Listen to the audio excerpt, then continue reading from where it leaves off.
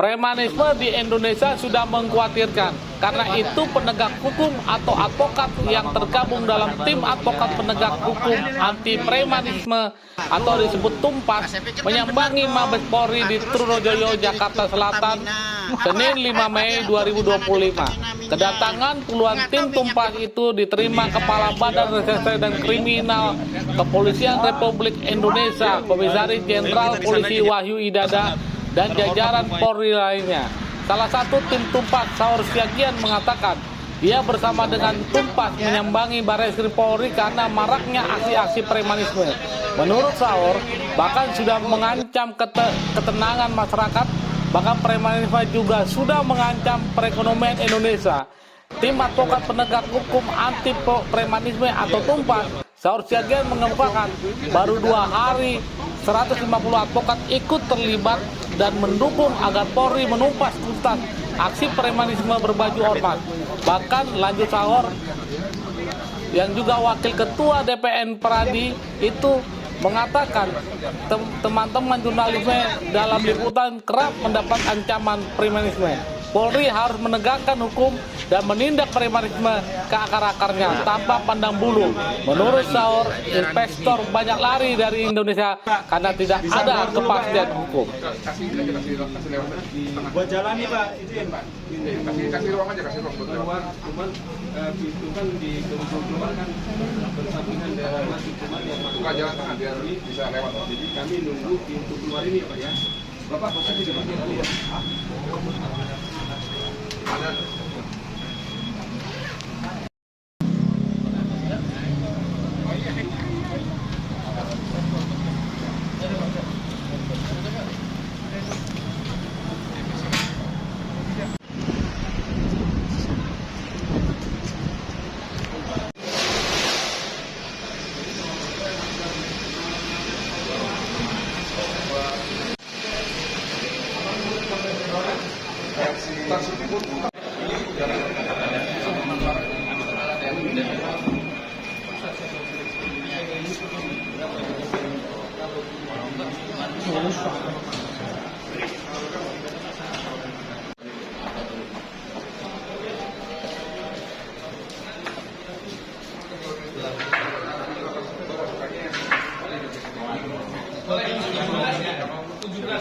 Bos ini mana media kan?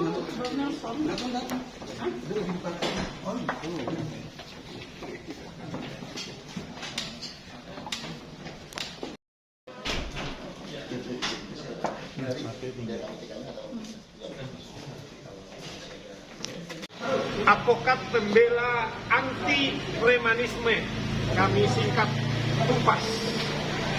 Baru saja kami beraudiensi dengan Kapolri yang diwakili oleh Kabareskrim serta jajarannya. Kawan-kawan media, apa urgensi kami datang ke Barreskrim atau ke Polri? Karena maraknya aksi-aksi premanisme. Bahkan menurut kami bukan saja sudah mengancam ketenangan, kekhawatiran masyarakat, bahkan juga sudah mengancam perekonomian kita. Dan premanisme juga kami melihat ketika ada satu acara teman-teman jurnalis juga mendapatkan ancaman. Nah, oleh karena itu kami mengatakan kepada Kabareskrim presiden kita